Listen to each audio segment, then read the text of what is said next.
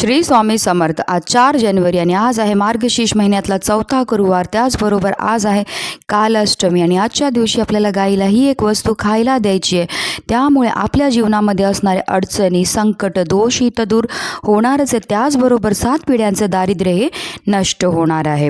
तर ह्याकरता आपल्याला संध्याकाळी जेव्हा आपण माता लक्ष्मीला नैवेद्य दाखवणार आहोत त्यावेळेस आपल्याला गाईला सुद्धा एक घास खायला द्यायचं आहे। आपल्याला काय करायचं आहे, पिवळी केळी घ्यायची आहेत आणि त्याचबरोबर आरतीचं ताट आणि पाणी घेऊन जे आहे गाईजवळ जायचं आहे। गाय तुम्हाला तुमच्या घरी असेल, गोठ्यात असेल किंवा गोशाळेवर असेल किंवा रस्त्यात कुठेही भेटली तर आपल्याला तिच्या दोन्ही पायावर पाणी अर्पण करायचं आहे।